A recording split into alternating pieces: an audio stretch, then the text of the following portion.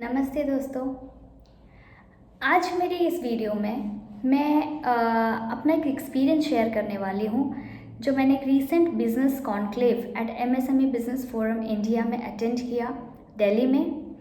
और उसमें हमने एमएसएमई के बेनिफिट्स के लिए क्या क्या बातें की, क्या क्या डिस्कशंस किए, ये सारी चीज़ें मैं इस वीडियो में बताने वाली हूँ। तो सबसे पहले तो हमने बात किया कि बिहार गवर्नमेंट क्या क्या बेनिफिट्स देते हैं अपने एमएसएमईज़ को, नीति आयोग की तरफ से एमएसएमईज़ के लिए क्या बेनिफिट है और वो अपने ऑब्जेक्टिव में एमएसएमईज़ के ग्रोथ के लिए क्या कर रही हैं और हमें एमएसएमईज़ को क्या बेनिफिट मिल सकता है। और हमने various other ways of MSME benefiting at central and state level भी बातें की। कुछ चीज़ें मैं आपको थोड़ी डिटेल में बताऊंगी, जैसे सोलर अडॉप्शन जो सबसे इम्पॉर्टेंट आज की डेट में है, टू बी एनवायरमेंटल फ्रेंडली, उसमें सोलर पावर को अडॉप्ट करना बहुत ही ज़रूरी हो गया है। और सिर्फ एनवायरनमेंट के लिए नहीं, इसलिए भी क्योंकि वो आपकी इलेक्ट्रिसिटी काफ़ी हद तक रिड्यूस कर देगी। इलेक्ट्रिसिटी की जो बिल आप पे कर रहे हो, सोलर अडॉप्शन करने से वो इलेक्ट्रिसिटी बिल आपकी काफ़ी हद तक कम हो जाएगी और उससे आपके कैपेक्स पे भी ह्यूज रिडक्शन होगा। फिर हमने बातें किया पेमेंट रिकवरी का। पेमेंट रिकवरी का मतलब क्या है? पेमेंट रिकवरी का मतलब ये है कि जब एक सप्लायर किसी बायर को सर्विस या प्रोडक्ट्स देता है, उसके बदले में बायर को पेमेंट करना होता है।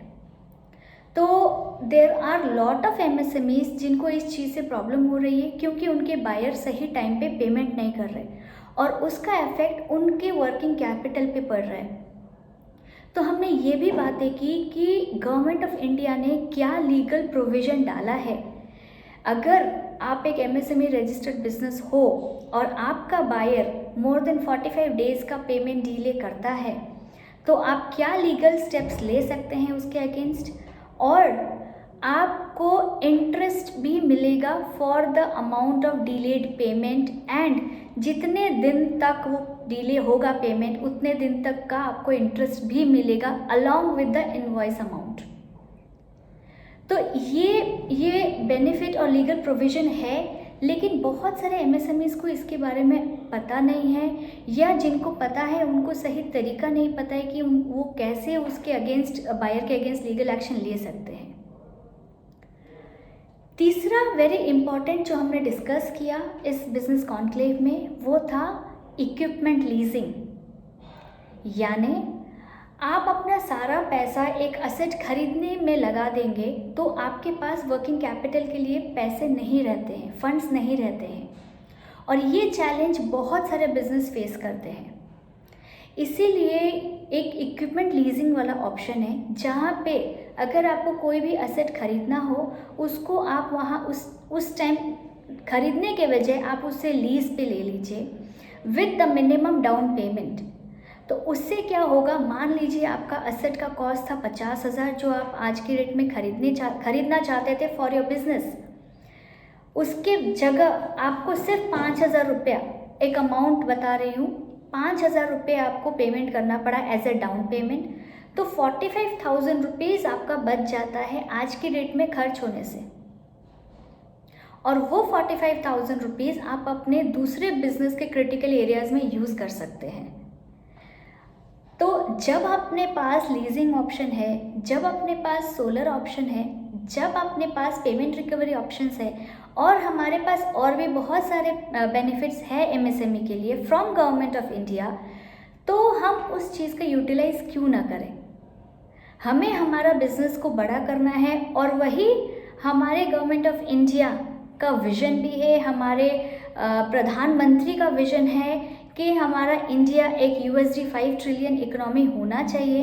तो आइए हम सब उसमें साथ देते हैं, और जो जो बेनिफिट्स एज ए एमएसएमई को मिलना चाहिए उसका हम लाभ उठाते हैं। अगर आपको उस बेनिफिट के बारे में नहीं पता है, या उस बेनिफिट को कैसे अवेल करें ये आपको नहीं पता है, तो आप अपने कंपनी के एडवाइज़र के पास पूछ सकते हैं या एमएसएमई एक्सपर्ट के पास पूछ सकते हैं, वो आपकी हेल्प ज़रूर करेंगे।